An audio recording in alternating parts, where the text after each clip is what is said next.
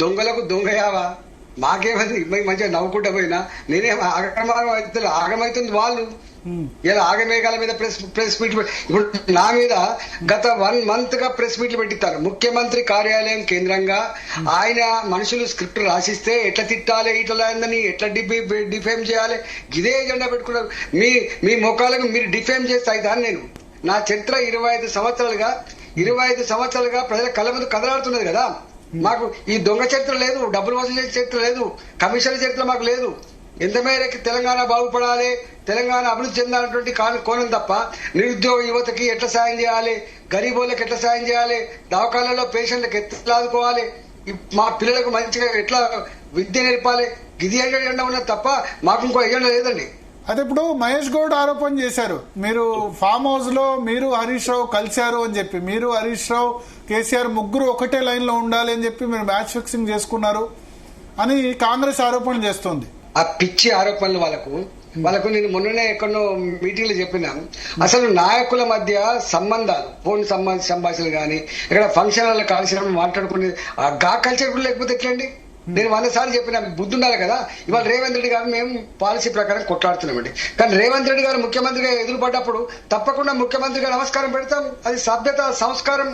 రాజకీయ నాయకుడు అంటే ఆ మాత్రం జ్ఞానం లేకపోతే, ఆ మాత్రం గొప్పతనం లేకపోతే ఇంకేముంటుందని చెప్పండి. ఉంటే బయటపెట్టమని చెప్పండి. నువ్వు మొత్తం ఇప్పుడు ఈ ప్రభుత్వం కూడా ఫోన్ ట్యాప్ చేస్తుంది.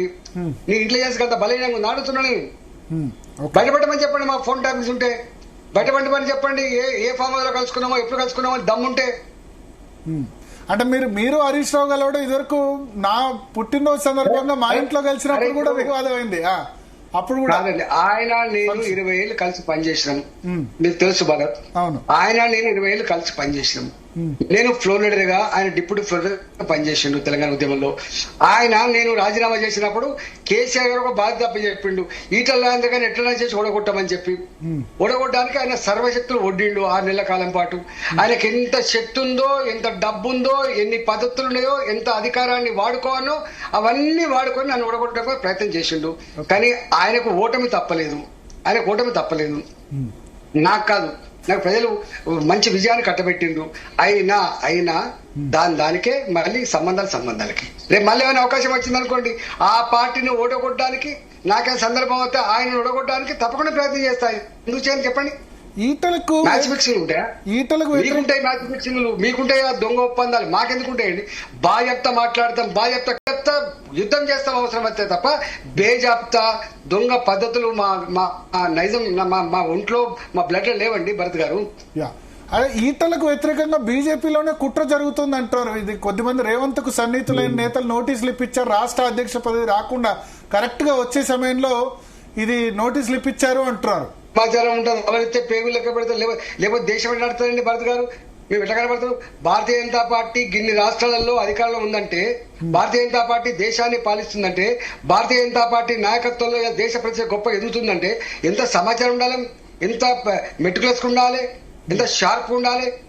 మమ్మల్ని పట్టుకొని వీళ్ళ మీద ఆధారపడాల్సిన కర్మ మాకుందా? వీళ్ళు ఏం చేస్తున్నా మా పార్టీ తెలియదా? ఎవడు కుట్రదాల్లో మా పార్టీ తెలియదా అండి? గంత బలహీనంగా ఉంటాము మేము. అంటే ఇది రాష్ట్ర అధ్యక్ష పదవికి అడ్డంకేం కాదు ఇప్పుడు పిలవడం నోటీసులు ఇదన్నది. అసలు రాష్ట్ర అధ్యక్ష పదవి ఎవరికి ఇస్తారనేది నేను మాట్లాడలేను. ఎందుకంటే రాష్ట్ర అధ్యక్ష పదవి నేను డిస్కస్ చేస్తా. రాష్ట్ర అధ్యక్ష పదవి ఏ నాయకుడికి ఇవ్వాలి, ఎవరికి ఇవ్వాలి, ఎప్పుడు ఇవ్వాలి, ఎట్లా ఇవ్వాలి, అదంతా మా హైకమాండ్ చూసుకుంటుందండి. నేనేం కామెంట్ చేస్తాను దాని గురించి. ఓకే, సో ఒకటి వీళ్ళొక క్వశ్చన్ అడిగారు, రీడిజైన్ చేయడానికి సబ్ కమిటీ సంతకం చేసిందా లేదా అని చెప్పి. సో సబ్ కమిటీలో నేను ఇంతకుముందు చెప్పినట్టు మీరు మెంబర్ ఉన్నారు, హరీష్ రావు ఉన్నారు, తుమ్మల నాగేశ్వరరావు ఉన్నారు, ముగ్గురు ఉన్నారు. 3 పార్టీల్లో ఉన్నారు ఇప్పుడు ముగ్గురు, 3 పార్టీల్లో. ఒక మాట భరత్ గారు, ఎప్పుడన్నా క్రిటికల్ ఇష్యూస్ వచ్చినప్పుడు గానీ, ఏదన్నా డీప్ గా ఆలోచించి నిర్ణయాలు తీసుకునేటప్పుడు, ఇంత ఇన్వాల్వ్మెంట్ ఉన్నప్పుడు తప్పకుండా ఏ పార్టీ అయినా, ఏ ప్రభుత్వం అయినా కూడా మంత్రివర్గ ఉపసంఘాలు ఇస్తారు. ఇప్పుడు నేనున్నప్పుడు హౌసింగ్ మీద ఒక మంత్రివర్గ ఉపసంఘం ఉండే, తర్వాత ఇరిగేషన్ మీద ఒక మంత్రివర్గ ఉపసంఘం ఉండే. ఇంకోటి ఏంటంటే, ఏ ఆర్థిక పరమైన ఇన్వాల్వ్మెంట్ ఉన్నా కూడా ఆర్థిక మంత్రిని తప్పకుండా కమిటీలో మెంబర్ గా పెడతారు. ఇక్కడ కూడా నన్ను మెంబర్ గా పెట్టిండ్రు.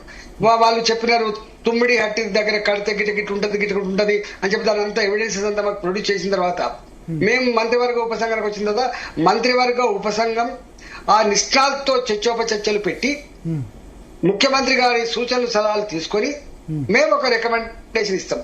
రికమెండేషన్ ఇచ్చిన తర్వాత మళ్ళీ క్యాబినెట్ పోతుంది. క్యాబినెట్ ఆమోదం పొందిన తర్వాతనే ఇది రూపం దిద్దుకుంటే తప్ప అప్పటిదాకా రూపం దిద్దుకునే ఆస్కారం లేదు. ఎందుకు సంతకాలు పెట్టాం? సంతకాలు పెట్టింది మంత్రివర్గ ఉపసంఘం ఉంటాడా అండి? చెప్పండి.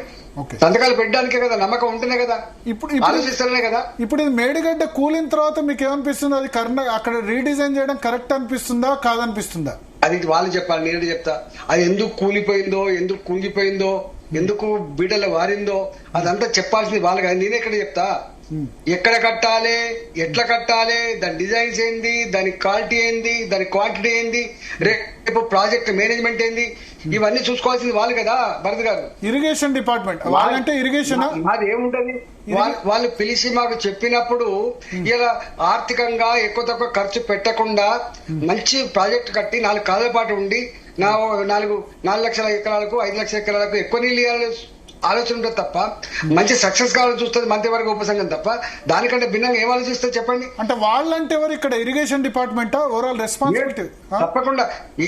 ఏది ఏమైనా ఒకటి మాత్రం సత్యం అండి, ఇవాళ అన్ని విషయాల పట్ల మంత్రులకు అవగాహన ఉండదు. ఇవాళ నేను హెల్త్ మినిస్టర్ అనుకోండి, హెల్త్ కు సంబంధించిన అవగాహన అంతా కూడా హెల్త్ మినిస్ట్రీలో పనిచేస్తున్న అధికారులకు ఉంటది. వ్యవసాయ మంత్రిత్వ శాఖలో పనిచేసే వ్యవసాయం గురించి అవగాహన ఉంటది. ఇవాళ ఆర్థిక మంత్రిగా నాకు అవగాహన ఉంటది. కానీ ఇరిగేషన్ శాఖలో పనిచేసే ఇంజనీర్లకు ఇదంతా టెక్నికల్ ఇష్యూస్ కాబట్టి, మీకు తెలియదు ఏముంది, దీనికి టెక్నికల్ ఇష్యూస్ కాబట్టి వాళ్ళకు మాత్రమే అవగాహన ఉంటదండి. వాళ్ళకి ఇంకా పైన సంస్థలు ఉంటాయి, ఒకటి సిడబ్ల్యూసీ అని ఉంటుంది, ఒకటి వ్యాప్కోస్ అని ఉంటుంది, ఇంకా అనేక రకాల సేఫ్టీ, డ్యామ్ సేఫ్టీ అథారిటీస్ అని ఉంటాయి. ఇవన్నీ అక్కడ ఉంటాయి. వాళ్ళు నిష్ఠాతులతో చర్చలు జరుపుకొని మాకు అప్డేట్ చేయాల్సి ఉంటుంది. వాళ్ళు అయ్యా మీకు ఇక్కడ లెటర్ రాసినాం, అక్కడి నుంచి సమాధానం వచ్చింది అని చెప్పి వాళ్ళు చెప్పాలి కదా మాకు. దాన్ని బట్టి మేము నిర్ణయిస్తాం కదా. ఓకే, సో వాళ్ళ బేసిస్ ఆధారంగా నిర్ణయం తీసుకో. అయితే కాళేశ్వరం కార్పొరేషన్ గురించి వస్తుంది. కార్పొరేషన్ ఏర్పాటు చేయాలంటే బిజినెస్ రూల్స్ ఏం చెప్తున్నాయి? ఫైనాన్స్ డిపార్ట్మెంట్ పర్మిషన్ అవసరమా? ఏది ఏర్పాటు చేయాలన్నా కూడా పర్మిషన్ అవసరం ఉంటది. ఎందుకంటే దానికి గ్యారంటీ ఇవ్వవలసింది ప్రభుత్వం కాబట్టి, ప్రభుత్వం అంటే గ్యారంటీ ఇచ్చేది ఫైనాన్స్ మినిస్టర్ కాబట్టి తప్పకుండా ఉంటదండి. ఓకే, సో మరి అక్కడ దాని గురించి మిమ్మల్ని కమిషన్ ప్రశ్నించినట్టుంది. కాళేశ్వరం కమిషన్ మరి రీపేమెంట్ కెపాబిలిటీ లేకుండా ఎందుకు పర్మిషన్ ఇచ్చారు అని చెప్పి, అది కట్టే పరిస్థితి. ఆనాడు బ్యాంకులకు ప్రొజెక్టెడ్ బ్యాలెన్స్ షీట్ ప్రొడ్యూస్ చేస్తున్నప్పుడు ఇవాళ తాగే నీళ్ళ ద్వారా ఇంత కలెక్ట్ చేస్తాము, మేము ఇండస్ట్రీస్ కి నీళ్ళు సప్లై చేస్తే ఇంత వస్తుంది, ఈ వ్యవసాయం ద్వారా ఇంత మాకు ఆదాయం వచ్చే ఆస్కారం ఉంది,